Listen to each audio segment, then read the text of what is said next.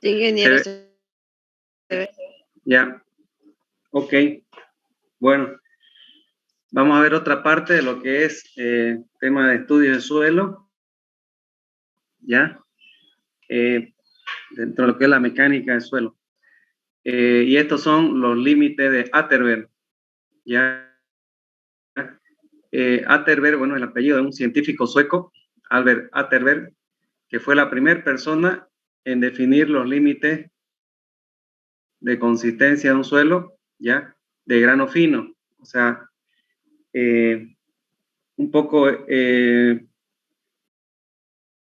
este científico Atterberg trabajaba en lo que industria de lo que es la cerámica.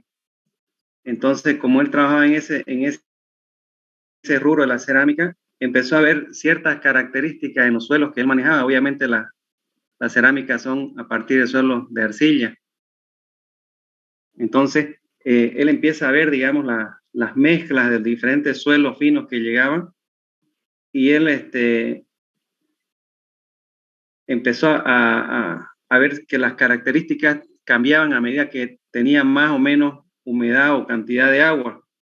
Entonces, empezó a hacer varias pruebas, digamos, porque veía que había ciertos parámetros de la humedad en que el estado de ese material iba. Entonces, ahí nace, digamos, su interés de él en definir estos límites de cuando ese material cambiaba de un estado a otro, digamos, por efecto de la cantidad de agua que tenga o la humedad. Entonces, ahí iba viendo las propiedades que tenía ese suelo, de acuerdo a su plasticidad, cómo se iba moldeando, si se agrietaba, si no se agrietaba. Entonces, eso lo llevó a hacer una serie de ensayos y una serie de investigaciones a él, que al final él, mediante muchos estudios, llega a determinar, digamos, estos límites. Y hasta la fecha de hoy, que son utilizados para determinar lo que se denomina el límite líquido, el límite plástico, ¿no? El límite de contracción de los suelos. Y con estos límites uno puede encontrar lo que se denomina el índice de plasticidad. Entonces, ¿por qué es importante, digamos, la prueba del límite de Atterberg? Es importante, digamos, esto porque estos suelos, digamos, con la presencia de agua, cambian sus propiedades, cambian su forma de trabajo. Entonces, para una obra, digamos, que puede ser ejecutada en un suelo que es fino, que es arcilloso, es importante eso porque nosotros al final de cuentas vamos a fundar o vamos a hacer alguna obra sobre este tipo de suelo. Entonces, eh, esas características nos determina, digamos, cómo se puede comportar ese suelo con menor o mayor cantidad de agua que tenga. Y eso cómo va a llegar a afectarme, digamos, al momento de que yo haga o funde o haga alguna obra en ese tipo de suelo, como son las arcillas expansivas y demás, digamos, ¿no? Entonces, por eso es que son importantes, digamos, estas pruebas de los límites de Atterberg en suelo fino. Fíjense que el contenido de humedad de un suelo arcilloso aumenta y normalmente se encuentran 4 estados distintos de consistencia dentro del mismo suelo, solamente con la cantidad de agua que tenga, que va de sólido, semisólido, plástico y líquido. Entonces, cada una de estas etapas tiene un cambio significativo en la fuerza, en la consistencia y en el comportamiento de este suelo, que es lo que yo le estaba comentando. Entonces, por eso es que en cada uno de los estados el suelo se comporta de manera diferente y por eso radica la importancia de determinar estos límites. Los límites de Atterberg delimitan con precisión ya los límites utilizados en contenido de humedad en puntos específicos donde ocurren estos cambios físicos del suelo. Entonces, el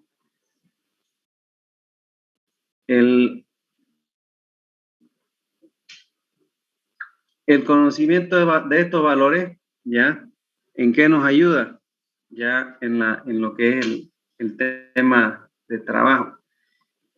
Ayuda en el diseño de cimientos de estructuras para predecir el comportamiento de los suelos en relleno y terraplenes.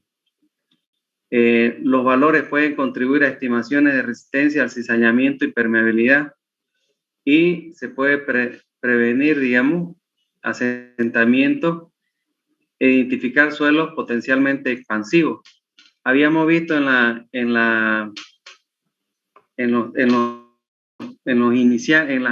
láminas iniciales, dentro de la introducción, habíamos hablado de cuáles eran los problemas en suelos expansivos o cuando hay asentamientos por consolidación.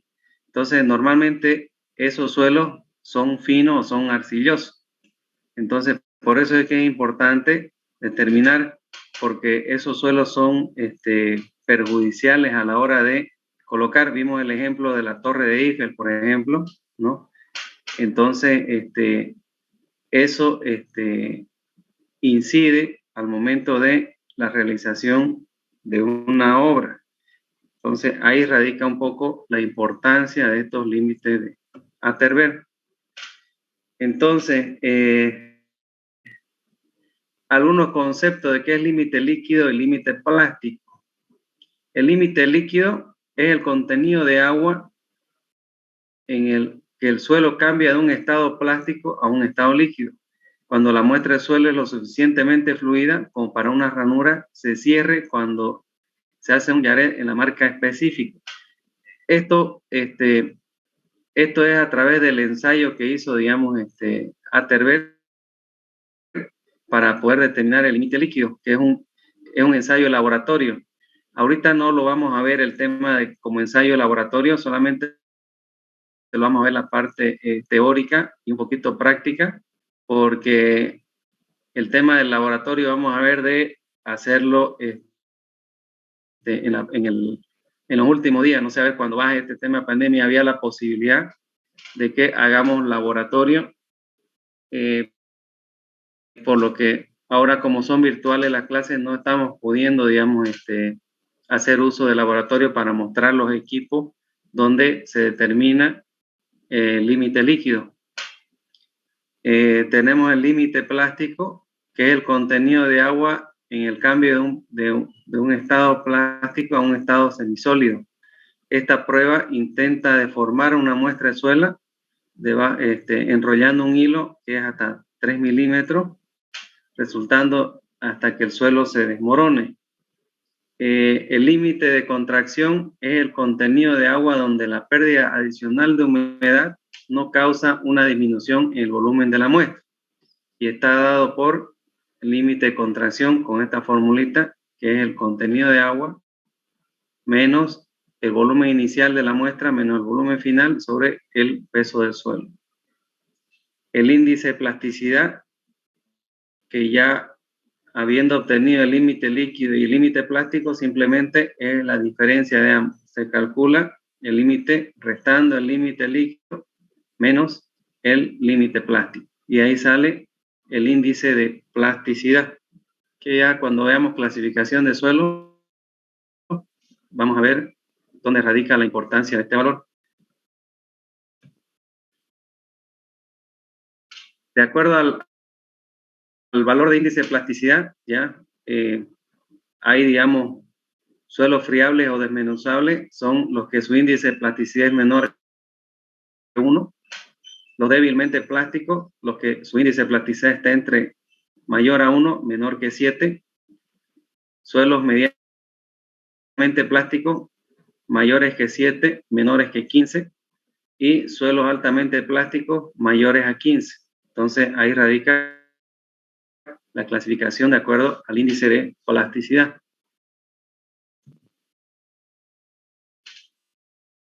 Habíamos dicho que Atterberg, mirando en el trabajo donde él estaba, en la industria que él estaba, había determinado que el material se comportaba diferente a medida que tenía diferentes porcentajes de agua. Entonces, iba de un estado sólido, semisólido, plástico, líquido, ¿no? Entonces, en este estado se ve un líquido viscoso, acá se deforma sin agrietarse, se deforma pero se agrieta, y acá se resquebraja al deformarse. Entonces, y cada uno de estos estados pasa por un límite. Aquí, por ejemplo, gráficamente te hace ver esta comparación. Atterberg lo que hace es que observa en primera instancia cuando una arcilla tiene una mezcla con gran cantidad de agua. Esto le llamaba un estado líquido porque se formaba prácticamente, se comportaba como un fluido, o sea, estaba en un estado líquido. Entonces, y apenas tenía viscosidad. Entonces, por eso es que el suelo en este punto, con este porcentaje de agua, con el contenido de agua, digamos, alto, entonces se comportaba como un fluido. Por eso se denominaba el estado líquido. Pero a medida que iba perdiendo ese agua, va bajando, llega un momento, ¿ya?, en que tiene un contenido de humedad ese suelo que deja de comportarse como un fluido, ya no se comporta como un fluido y empieza a comportarse en un estado plástico, o sea, se tornaba más pegajoso. Entonces, al estar más pegajoso y con mayor densidad, entonces ya perdía esta característica líquida y se transformaba en un estado plástico a medida que iba perdiendo la humedad. En ese momento, cuando se produce ese salto, digamos, de un estado a otro, logra él determinar el punto exacto, y ese momento de esa cantidad de agua o ese porcentaje de agua, cuando cambia de un estado a otro, él le denomina límite líquido. ¿Ok? Ahorita lo vamos a ver cómo es que él lo hace. Entonces, en este punto es donde él dice, aquí es el límite líquido, cuando el suelo cambia de un estado de fluido a un estado plástico, cuando ya se comporta pegajoso. Entonces, ese es el primer límite. Luego, sigue perdiendo agua la muestra, entonces va perdiendo la muestra agua. Esa misma muestra no cambia nada, solamente le está quitando agua. Entonces, va perdiendo agua, sigue perdiendo agua, donde llega un momento en que ya deja de comportarse en un estado, como veíamos, pegajoso, ¿no? Y moldeable. Entonces, deja esa característica y empieza un agrietamiento, un pequeño agrietamiento en la muestra. Entonces, en el momento que deja comportarse de un estado plástico y empieza a agrietarse, ya empieza la resquebrajadurita, ahí en ese momento, cuando cambia de ese estado a otro, que ya le llama semisólido, ahí determina este otro punto.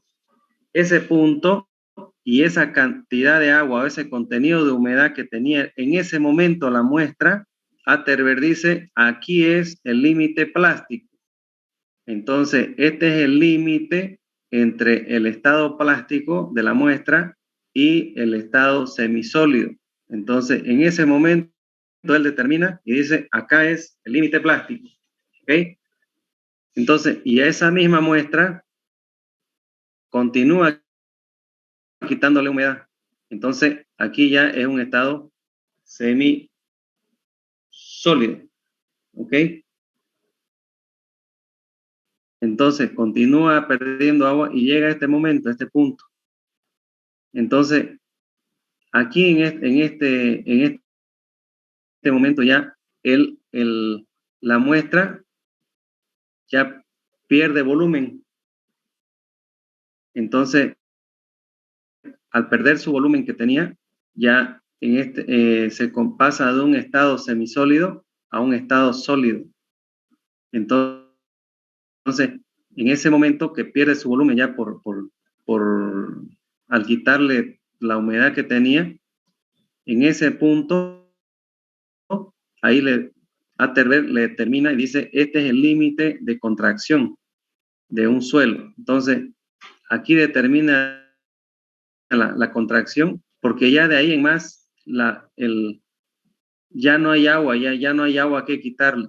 Acá ya se quitó el agua, y a medida que ya va avanzando en este sentido, ya en estado sólido ya no cambia su volumen, lo que sí puede haber resquebrajamiento de la muestra, o sea, ya como quien dice, se seca y se resquebraja, se hace polvo, ¿no? Entonces, esos son los estados desde un momento en que está fluido hasta el estado sólido. ¿Se entiende eso? Ese concepto. Sí, ingeniero. Ingeniero, ¿se entiende? ¿Ya? Sí. Ok. Entiende. Entonces, fíjense que en el estado superior, digamos, en el límite superior, en este caso de acá, estamos hablando que es prácticamente un flujo viscoso que termina siendo un sólido, ¿verdad? Entonces, los suelos pasan por toda esa etapa.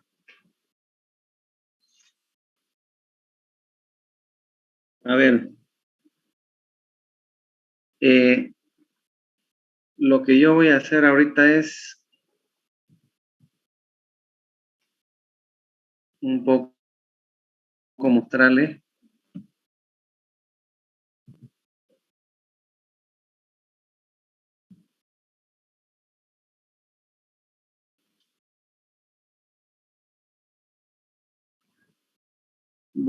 amo este gráfico para poderles explicar un poco, por lo que como no tenemos el tema del laboratorio, le voy a explicar un poquito, digamos aquí, lo voy a hacer más chico esto, para poder dibujar a un costado.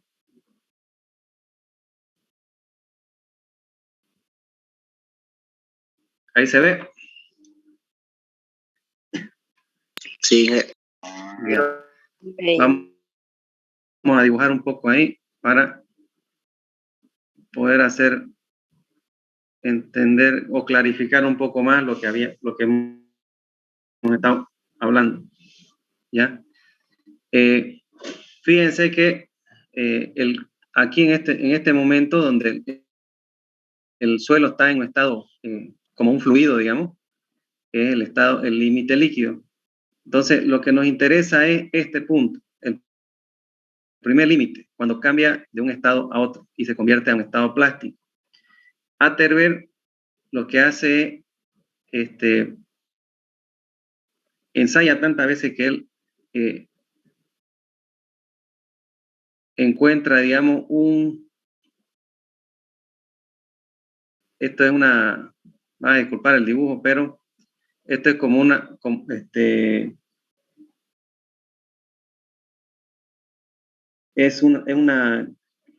bueno, comúnmente un pocillito, algo así, digamos, una tarita que tiene su forma y sus características, ¿ya?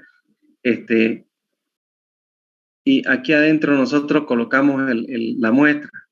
Entonces, al suelo, la muestra de suelo, antes de colocarla aquí, esto tiene, digamos, una base, ¿ya? Esto viene en una base. Y acá tiene una manivela, que esto uno lo hace girar.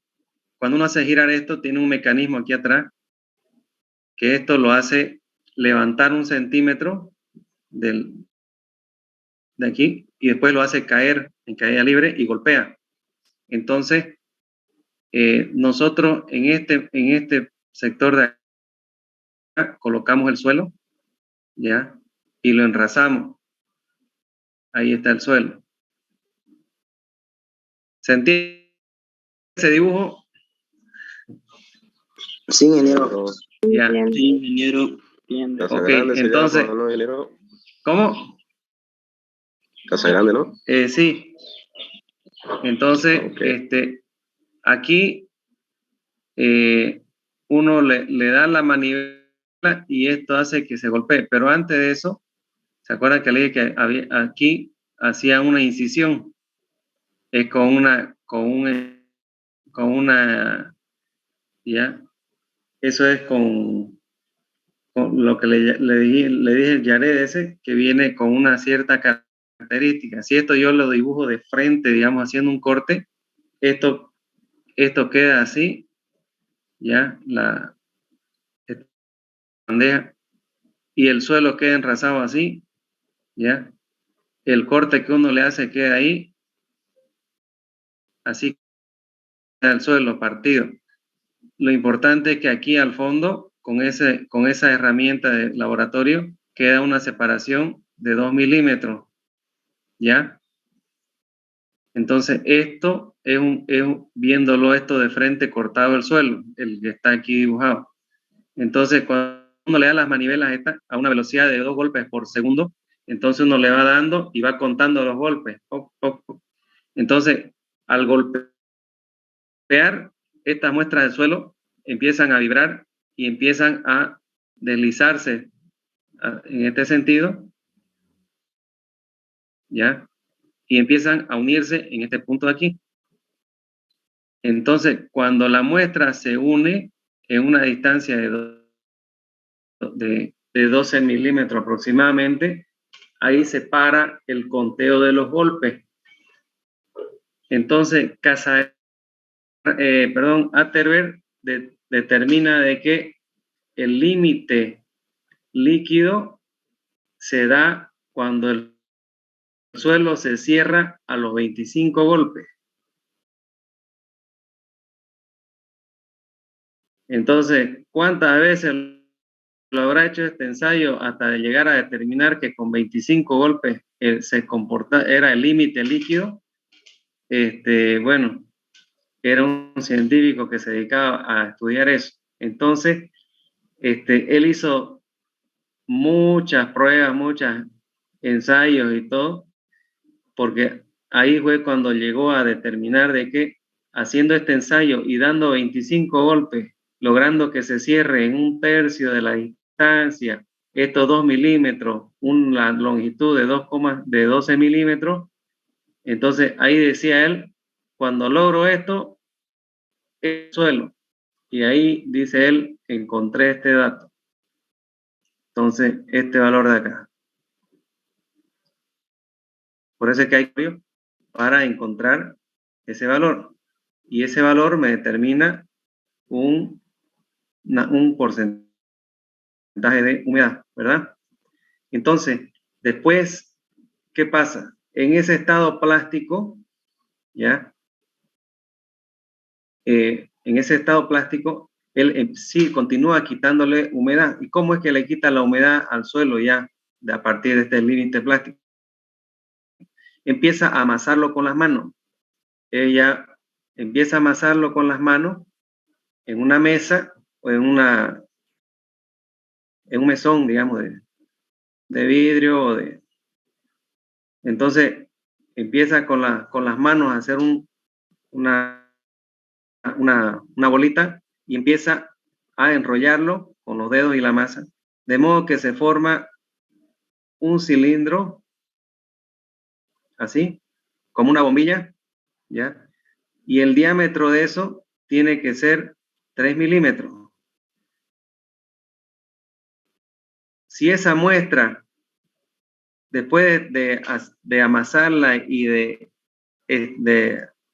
hacer el rollito y llegar a los 3 milímetros, sigue con ese estado plástico, no se resquebraja ni nada, es que todavía tiene la humedad y está en ese estado plástico. Entonces vuelve a hacer la bolita y nuevamente vuelve a amasarlo, y así la muestra va perdiendo humedad. A medida que se sigue amasando, la muestra sigue perdiendo humedad. Entonces, ¿en qué momento se dice que para la muestra? Es cuando estos rollitos empiezan a presentar fisuras en su estructura. Cuando estos rollitos se parten, cuando llegan a 3 milímetros, si se parte o si se presenta ya esta fisura, entonces ahí dice Atterberg, en ese momento determina la humedad de ese rollito. ¿Y cómo lo hace? En ese momento agarra la muestra, ¿no? Y la mete la seca al horno. Lo mismo pasa acá. Cuando llega, digamos, a determinar esa cantidad de golpes, saca un tercio de la muestra en sentido horizontal, y eso lo coloca en un envase, en una tara, ¿no? Aquí coloca la muestra de suelo y eso tiene una humedad. Entonces eso lo lleva al horno, lo seca y luego obtiene el peso seco.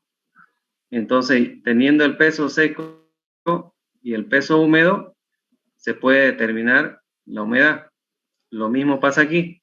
Estos rollitos, cuando ya llegan a quebrarse o a presentar esa fisura, lo que se hace, esos rollitos se los coloca en la tara. Entonces aquí caen los pedazos de rollito, ¿ya? Entonces, todos esos rollitos se los pesa. Después aquí va a ser el peso húmedo, ¿no? Después esto se va al horno. Después del horno se vuelve a pesar los rollitos secos, ¿no? Y yo tengo el peso seco. Con esta diferencia yo puedo calcular cuánto es la humedad. Entonces, esos valores de humedad que yo encuentro cuando hago esto y esta cantidad de agua, cuando yo hago esto, me determinan los límites. Aquí voy a encontrar los límites. Aquí encuentro el límite líquido con esto y aquí encuentro el límite plástico con esto. Entonces, dijimos que el índice de plasticidad es igual al límite líquido menos el límite plástico. Entonces, si tengo estos dos datos, ya yo puedo encontrar el índice de plasticidad, y ambos se lo hace en laboratorio, ¿ya? Entonces, y este de aquí ya el límite de contracción, ¿ya? Lo que se hace es, la muestra de suelo se la coloca en un envase, igual. Este envase tiene un volumen conocido, ¿verdad? Porque la muestra la colocamos ahí y lo enrasamos. Entonces, tiene un volumen conocido. Entonces, ese volumen conocido ya es dato, que vendría a ser el volumen inicial.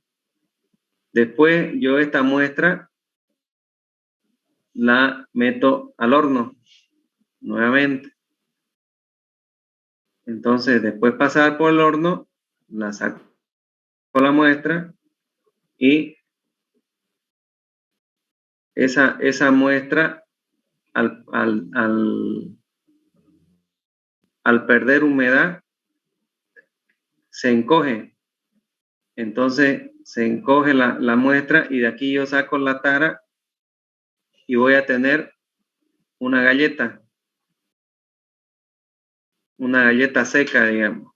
Entonces, este vendría a ser el volumen final. Y con eso, además, y por la diferencia de peso, la peso de esta tara, los pesos de esta muestra y también los pesos de esto, y con esos datos de peso y volumen ya yo puedo encontrar el límite de contracción. ¿Ok? ¿Se acuerdan la fórmula que era humedad? ¿Qué más era? Era volumen inicial menos volumen final sobre el peso del suelo, creo, ¿verdad? No me acuerdo muy bien la fórmula ahorita, pero con esos datos tenemos lo que es el límite de contracción. Ahorita vamos a ver arriba para no... ¿Se entiende todo esto? Sí, ingeniero. Sí, ingeniero. Ya. Vamos a ahorrar esos dibujitos.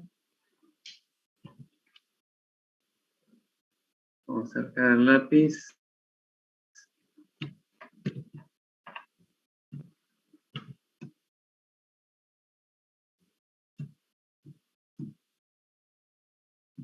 Ahí está, ¿ves? El límite de contracción era la humedad menos volumen inicial menos volumen final sobre peso del suelo.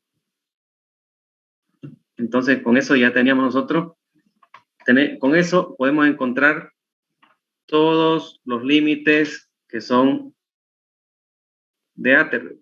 No es muy complicado, ¿verdad? ¿O a alguien le parece complicado?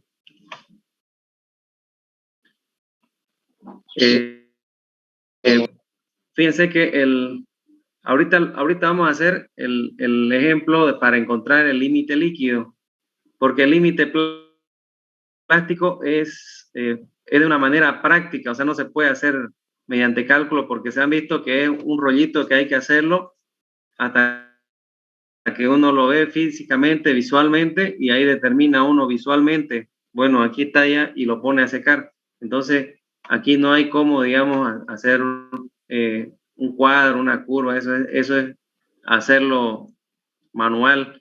Lo mismo pasa con el límite de contracción, porque la muestra yo la tengo que poner en un volumen conocido, tengo que ver cuánto se encoge y después hacer las mediciones y ahí determinar el límite de contracción. El límite líquido, ahí sí lo que podemos hacer es cómo determinar este límite líquido, porque para encontrar exacto los 25 golpes, podemos estar haciéndolo en 200 iteraciones y no llegar nunca a los 25 golpes en esa muestra. Entonces, para no estar, digamos, haciendo ese... Ahorita le voy a mostrar cómo es que se hace o se determina el límite líquido para no tener que hacer más de 200 muestras hasta lograr encontrar exacto los 25 golpes, porque eso es muy complicado. Entonces, ahorita, ¿qué ven en su pantalla? Sí, en la gráfica el límite de Atterberg, en la que está uno. Ya. Ahorita voy a cambiar de...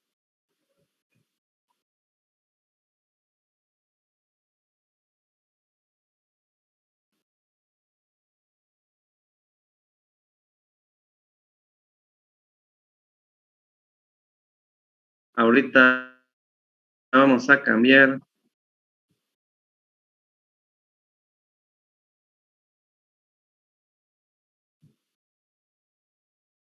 A ver,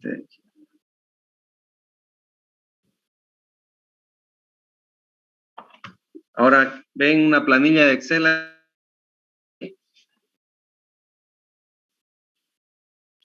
Sí, ingeniero. Ya. Ok. Bueno, aquí,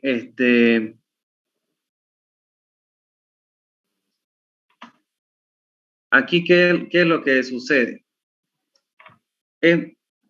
Yo le decía que es muy difícil de que encontremos exactamente a los 25 golpes que cumpla todas las condiciones y encontrar el límite líquido de un suelo. Nos podría llevar semanas, digamos, hasta encontrar cabalito los 25 golpes, porque nos va a dar de repente 26, 27, le bajamos, nos va a dar 24, 23. Entonces, es muy difícil encontrar exacto, digamos, que cumpla todas las condiciones los 25 golpes. Entonces, para evitar eso, Atterberg dice, tenemos que hacer, colocar una cantidad de agua a la muestra donde nos cierre por encima de 25 y por debajo de 25. Y después ya nosotros metemos en un gráfico semilogarítmico y encontramos el punto a los 25 exactos. ¿Se acuerdan lo que hicimos ayer con los diámetros de 10 que no coincidían, ¿verdad? En los valores, tuvimos que encontrar el valor entre medio. Lo mismo sucede, digamos, con los límites de Atterberg. Entonces, lo ideal es obtener 4 puntos, 4 muestras. Entonces, por ejemplo, aquí solamente para una cuestión de poder hacer la gráfica, ¿ok? Resulta que traen una muestra de suelo y yo le hago las 4 muestras y resulta que en la primera muestra yo siempre le echo más agua para que me dé más de 25 golpes y después le voy quitando agua a ese suelo para lograr que me dé menos de 25. Entonces, por ejemplo, aquí en la primera muestra se cerró la muestra en 34 golpes. Esta se cerró en 28 golpes. Esta en 16 y esta se cerró en 11 golpes, ¿ya? Entonces, acá se enumeran las taras, digamos, porque en los laboratorios tienen muchas taras, entonces cada tara tiene su numeración o su código. Entonces, digamos que esa tara era la 136, la 112, 17, 66.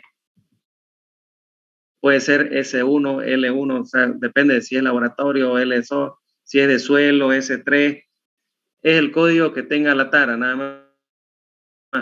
Entonces, para identificar las taras, porque normalmente en los laboratorios las taras están codificadas. Entonces, con esa codificación de tara, nosotros identificamos cuál es. Y esta tara, por ejemplo, la número 136, pesa 13.63 gramos. La otra tara, que es código 112, pesa 12.06. La otra, que es 117, pesa 13.82. Y la tara 66, que pesa 14.35. Entonces, luego de haber yo hecho el ensayo y haber logrado la cantidad de golpes para que se cierre la muestra, resulta que saco el tercio de muestra que queda en el sector donde se ha cerrado y lo llevo y lo coloco en la tara y lo peso. Entonces esa muestra me da 23.03, la siguiente me da 21.74, la tercera muestra me da 17, perdón, y la última me da 24, ¿ok? Entonces, esos son los pesos del suelo de la tara más el suelo húmedo. Entonces, yo en ese momento llevo estas muestras al horno. Normalmente esto se hace de un día para otro. porque las muestras tienen que secarse normalmente 24 horas, mínimo 12 horas.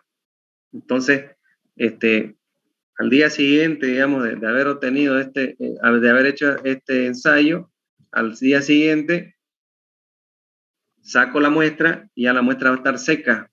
Entonces peso todas las taras y tengo que la tara número 1 me pesó 21 gramos, la tara número 2, la tara 112,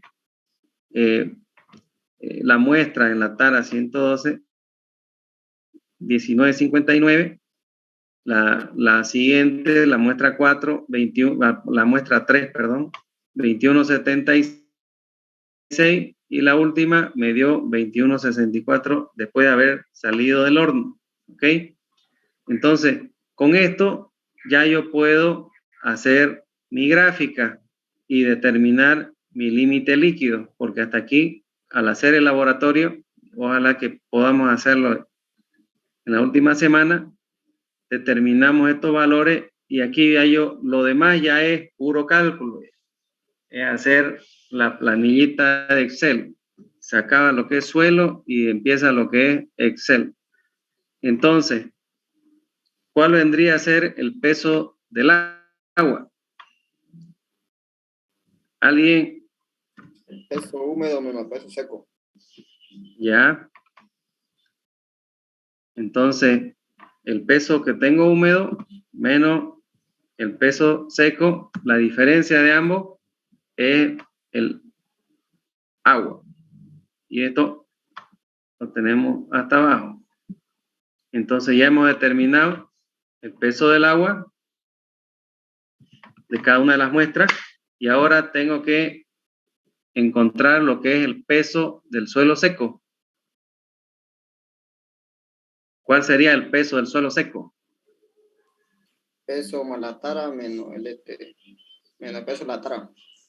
¿Ya? Entonces estamos diciendo que es el peso del suelo seco con la tara y tenemos que descontarle lo que pesa la tara. Entonces, ahí tengo eso.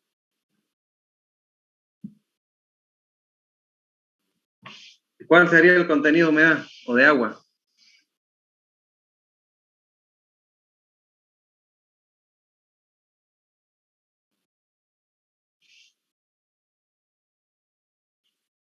Peso húmedo sobre el peso seco, más peso húmedo menos el peso seco sobre el peso seco por sí, o sea, el contenido de humedad.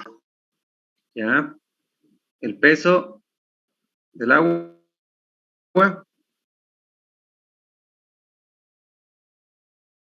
¿El peso qué? Peso del agua sobre el peso seco por 100. Espera, tío, se cayó esto.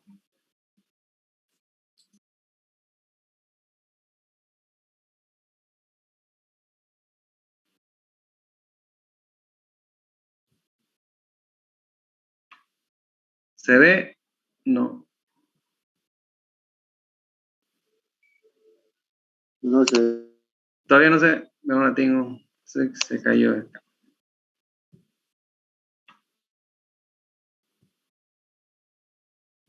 ¿Y ahí se ve? Sí, se ve. Sí, se ve, ingeniero. Ya. ¿Se ve?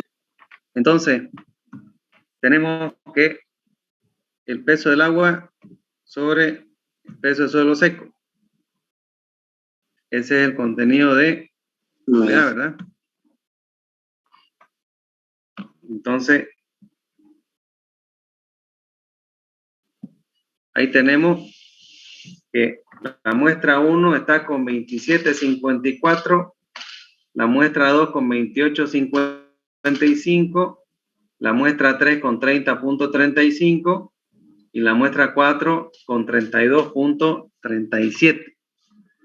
Entonces, de acuerdo a Atterberg, dice que el límite líquido se encuentra en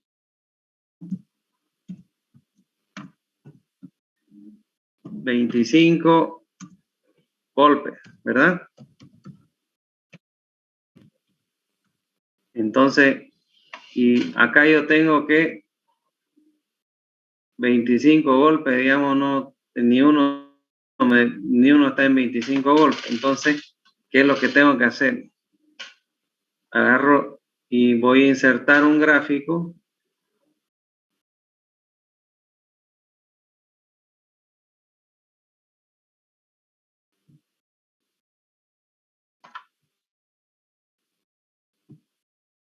Con punto de dispersión.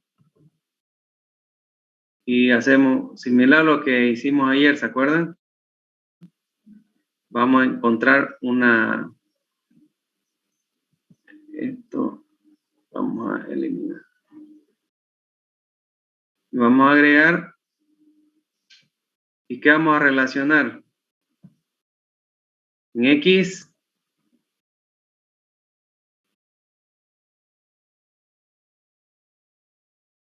van a estar las humedades.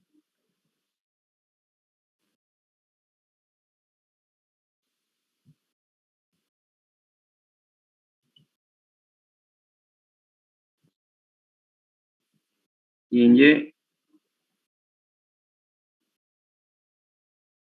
el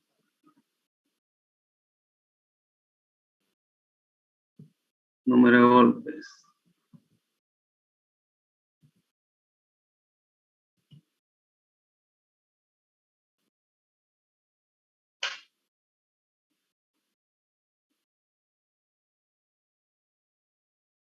¿No?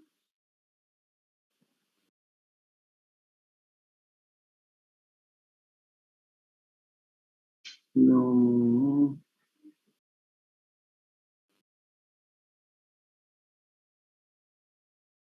Al revés lo pusimos. Bien.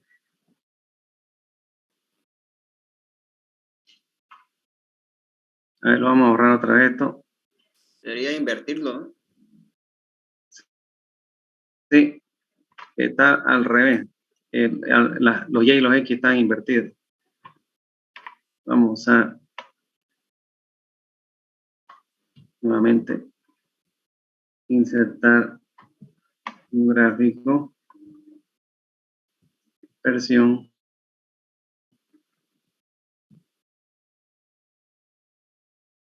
Vamos a no.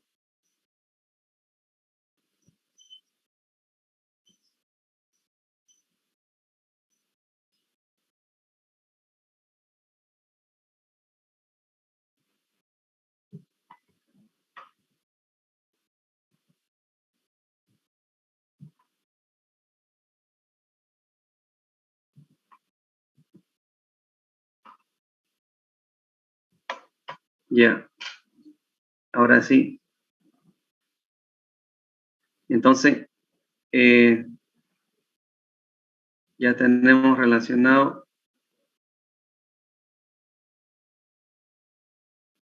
eso. Ahora, aquí, este es el que tenemos que hacerlo en escala logarítmica.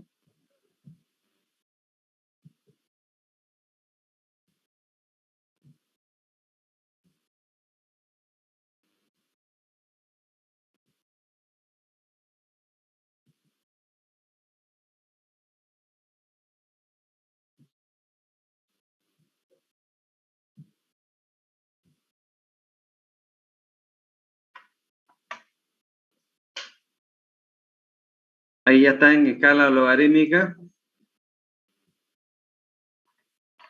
Pero fíjense que como uno le pone automáticamente escala logarítmica base 10, aquí el gráfico, el mínimo es 1 y el máximo 100, pero nuestra escala es demasiado grande para que sea del 1 al 100, porque está, miren, apretada la gráfica.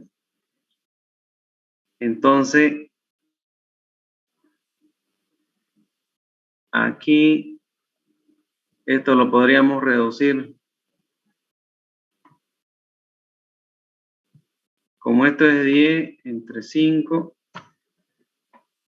y ya no 100, sino ahí, por ejemplo, es cerca del 50, entonces 50,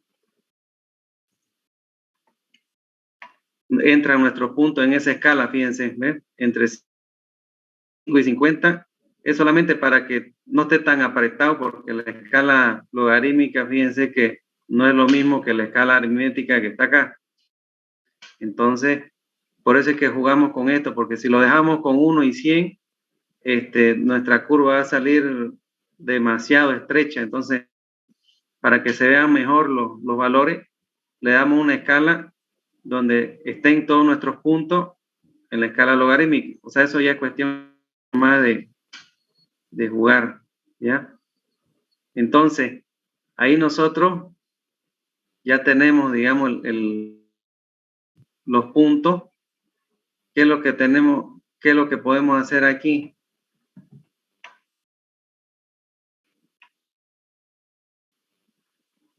Aquí donde dice agregar elemento de gráfica, nosotros, como estos son los puntos que hemos encontrado con los números de golpe, lo que podemos, aquí lo que nosotros tenemos que hacer es agregar una línea de tendencia, ¿ya? Entonces, esa línea de tendencia lo que hace es pasar por todos los puntos que yo tengo.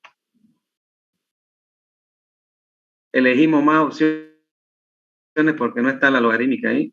Y fíjense que aquí está, hay exponencial, lineal, logarítmica, polinómica, potencial, media móvil.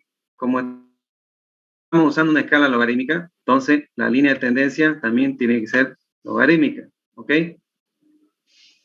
Entonces, ahí ya esta línea es la línea que determina por todos los puntos que están nuestro ensayo. Esa es la línea de tendencia, ¿ok? Entonces, con esa línea de tendencia, yo voy, y la forma más fácil es agarrar y dice,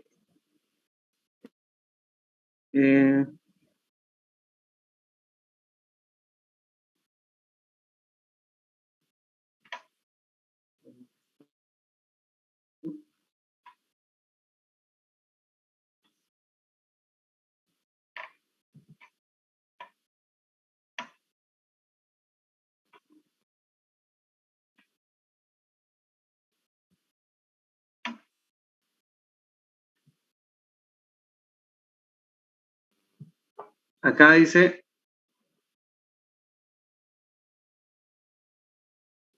presentar ecuación del gráfico. ¿Lo ven? Sí se ve, ingeniero. Sí, sí, se ve. Entonces, fíjense que cuando yo le di un clic acá a presentar la ecuación del gráfico, ¿ya? Aquí me apareció esta ecuación. ¿Lo ven?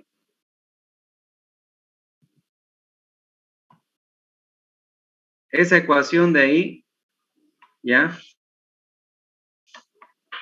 ¿Qué es lo que me dice esta ecuación? Esta ecuación es la que denomina la línea de tendencia que está dibujada para los 4 puntos donde yo he determinado mi ensayo de laboratorio para poder determinar los límites de Atterberg, para el límite líquido. Entonces, ¿qué es lo que sucede aquí? Aquí me dice que esta es la formulita de la línea de tendencia que hay acá. Para esto me permite graficar esta línea. Por eso es que esta es su ecuación, ¿ya? Entonces, ¿qué me dice esta formulita aquí? Me dice que para cualquier punto en Y, que Y es esto, Y que viene a ser porcentaje de humedad, ¿verdad? Y para que nos quede claro, vamos a ponerle los títulos a los ejes, entonces.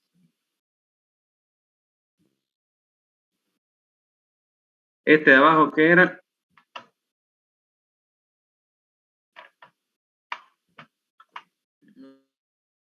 Número de golpes. Número de golpes. Ya. Bueno, no agarró.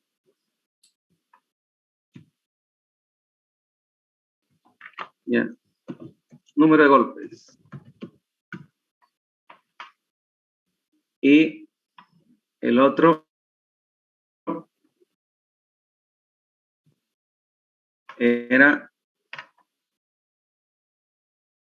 porcentaje de agua. Entonces, aquí la ecuación lo que me dice, si querés encontrar Y y graficar esto, entonces esta línea,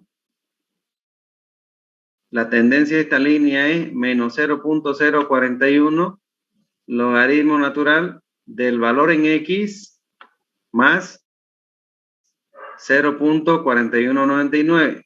Entonces, si yo quiero encontrar un valor en Y, tengo que asignarle un valor en X. Y el valor en X que yo quiero encontrar, ¿cuál es? 25. 25 golpes, porque dice Atterberg que a 25 golpes voy a tener la humedad exacta del límite líquido. Entonces, aquí yo tengo ya la formulita escrita, menos 0.041, logaritmo natural de X más 0.4199, que es exactamente la tendencia. Entonces, ¿qué es lo que yo hago? En vez de X, le pongo el valor que quiero encontrar, 25. Entonces, automáticamente me encuentra que el límite líquido es 28.79%, que ese valor, fíjense, está entre estos dos. Y por lo tanto, está entre estos dos.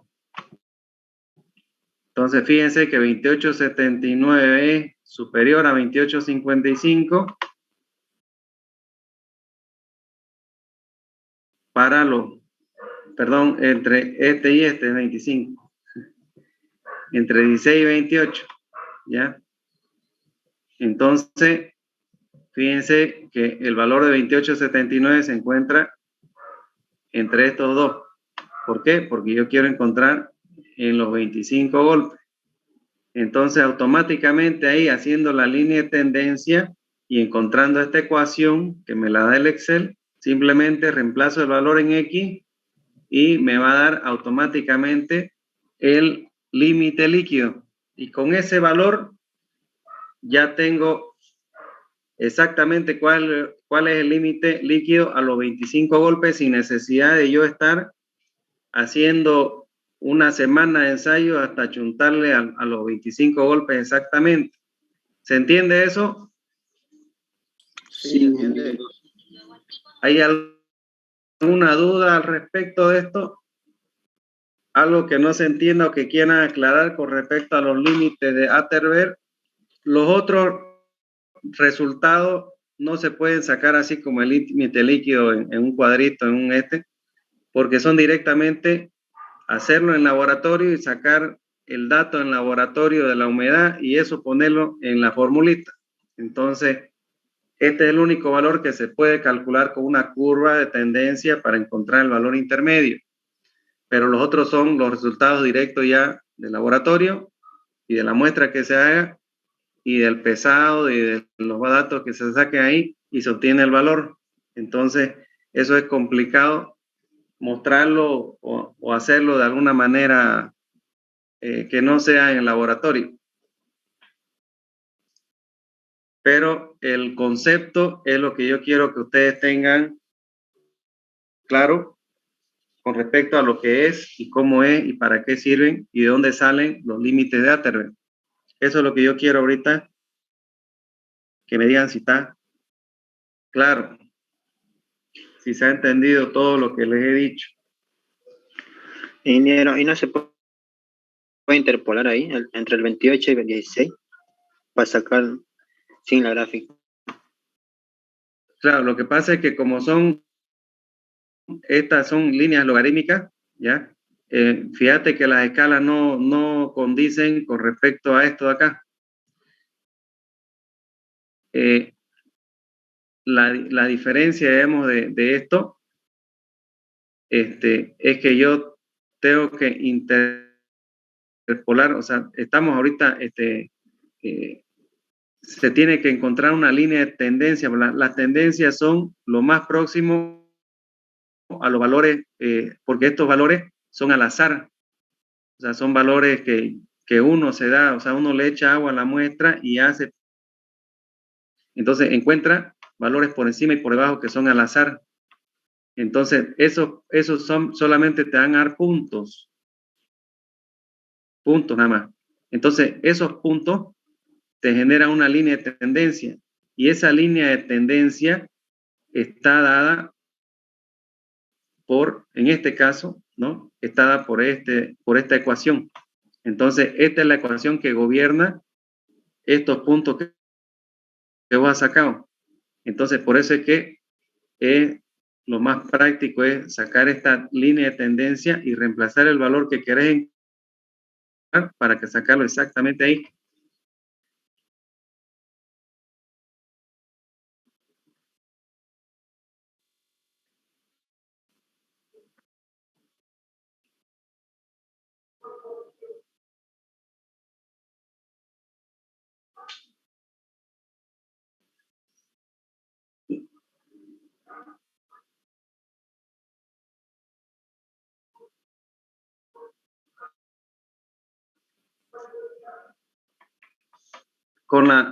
Usted estaba hablando de la interpolación que hicimos, el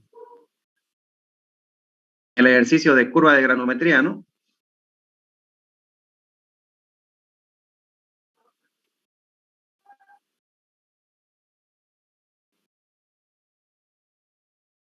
Sí, ingeniero. Ya. La verdad no lo he. Habría que ver, digamos, si esas interpolaciones funcionan con esto, digamos, porque en este caso lo más exacto para este caso es así, porque esto nos dan puntos dispersos. El otro, digamos, la granulometría se unían los puntos porque era una curva granulométrica. En cambio, estos son puntos de dispersión que tienen una línea de tendencia. Entonces, no sé si con la interpolación va a obtener el dato exacto en ese punto y va a obedecer a esa tendencia. La verdad no lo he ensayado, no lo he probado haciéndolo con si es que está el mismo resultado. Sería cuestión de ensayarlo. Como tienen la fórmula, pueden hacer el ejercicio. Sabe, ingeniero, a mí me sale 29 interpolando. ¿Cuánto? 29%. Sale aproximado, entonces. Sí, aproximado. Ya, entonces, da exacto, porque estamos usando la línea de tendencia. Es lo que yo le decía. La otra es una curva que está uniendo puntos. Esta es una línea de tendencia porque son puntos aislados. Y esto es una línea que da una tendencia. Entonces, por eso es que te va a salir próximo, porque la escala es logarítmica, pero no va a salir el dato exacto. Si querés el dato exacto, tenés que encontrar la ecuación que te la da ya el Excel y reemplazar el dato. Esto es más exacto.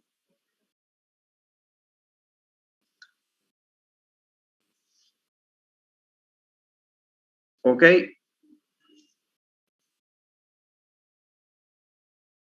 Sí, está bien. ¿Ya? Bueno, esto no es muy largo, es sencillo. Por eso es que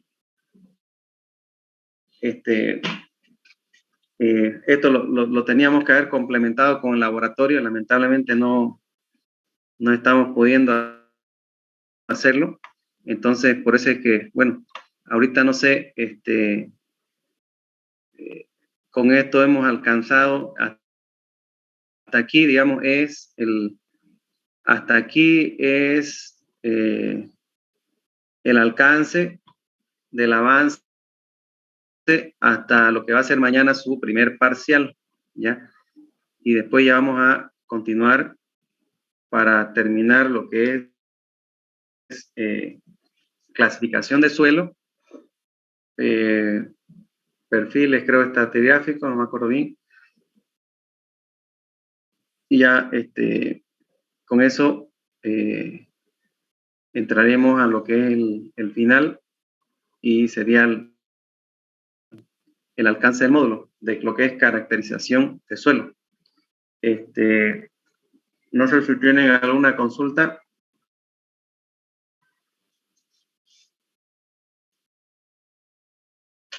Sobre el examen, ingeniero, va a ser en la plataforma en Classroom, ¿va a ser? Sí, ¿O cómo va a ser la cosa? el examen va a ser en la plataforma de Classroom yo lo voy a cargar el examen para que se active a las 9 de la mañana, ¿ya? Y se cierre a las 11 de la mañana.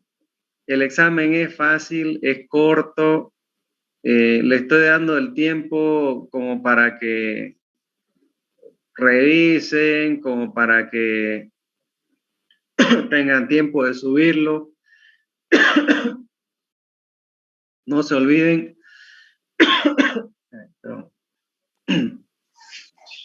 Un favor, no sé si podría, no sé, compartirnos la presentación, ¿no? Si no sería mucha molestia. Ya. Para digamos, de la teoría y eso, ¿no? De lo que ha estado explicando sobre origen del suelo y todas esas cosas, ¿no? Ya. Se me secó la garganta un ratito, voy a ir a tomar agua.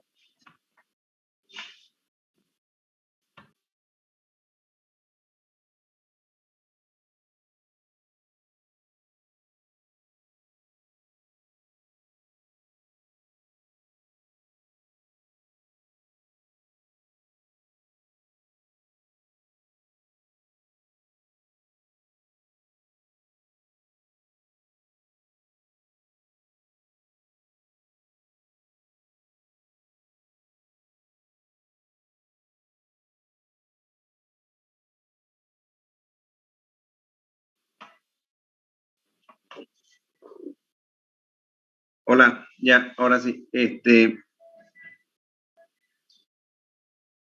Ya no hay problema, yo voy a colocar las presentaciones ahí en PDF para que ustedes puedan tener. Entonces, como les decía, es fácil, no está nada complicado. Está con un tiempo por demás, diría yo. Eso preveyendo de que si tienen algún problemita con internet, o está lento, o tienen problemas para subirlo a la plataforma, entonces van a tener bastante tiempo para todo eso. Está considerado todo ese tema. Entonces, eso, digamos, sería, y ya cualquier problemita que hubiera se va subsanando en el momento, pero no creo que haya mucho problema.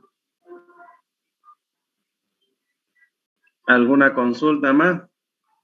Ingeniero, ¿nos vamos a conectar a Zoom mañana? No, mañana directamente se ingresan al Classroom, ¿ya? Para hacer el examen. Ya después del examen puede ser que nos veamos un rato para ver, digamos, que todos hayan entregado, que todos estén ahí en orden. Ya, gracias. ¿Ya? Entonces, directamente no, dije para Classroom y al final para el Zoom. Sí. Sí. Eso es. Exactamente. ¿Ya? Entonces, eso ya si hubiera algún conveniente o algo, ya yo les aviso ahí en el grupo cualquier cosa. Pero por lo pronto se activa en el Classroom el examen, ustedes lo empiezan a hacer, suben los respaldos, ya saben que lo que tenga que ver con ejercicio, ustedes lo tienen que resolver, y le sacan una foto, lo ponen en PDF y lo pasan como respaldo de que la respuesta que están colocando la han desarrollado, ¿ya? Porque no es a la moneda, sino que tienen que demostrar el desarrollo para llegar al resultado. Ingeniero, ¿y se puede ocupar lo que es Excel? ¿Cómo? Planilla de Excel. Sí, pero no van a necesitar para este caso planilla Excel, va a ser a mano. Ok, gracias. ¿Ya? Porque no va a haber gráfica en este parcial. Así que no van a necesitar Excel. Va a ser simplemente cálculo, despejar fórmula y eso. Lo que avanzó hasta hoy va a entrar entonces. Sí, hasta el límite de Atterberg.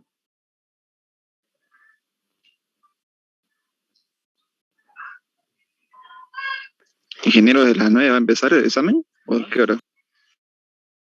Sí, de las 9 de la mañana hasta las 11 de la mañana.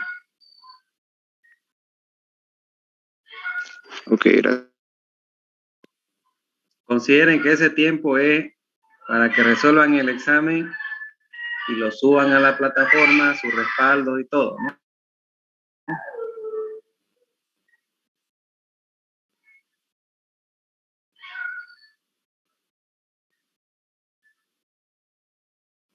Bueno, ¿qué más, jóvenes?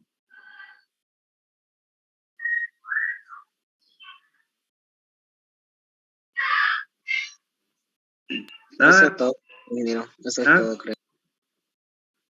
Bueno, entonces, si no hay más, eso sería, den una repasada a todo lo que hemos visto, vean los ejercicios que se han hecho, y básicamente en base a todo eso va a ser el examen, no va a haber nada de misterio. Todo lo que hemos avanzado y se ha hablado aquí en clase va a estar ahí. Entonces, como ya le dije, no va a estar complicado, sencillo, y tienen tiempo de repasar, de ver, y ya mañana de entrada ya hacen el examen. Ya, ingeniero, gracias. ¿Ya? Bueno, jóvenes, eso sería entonces, y ya nos vemos mañana.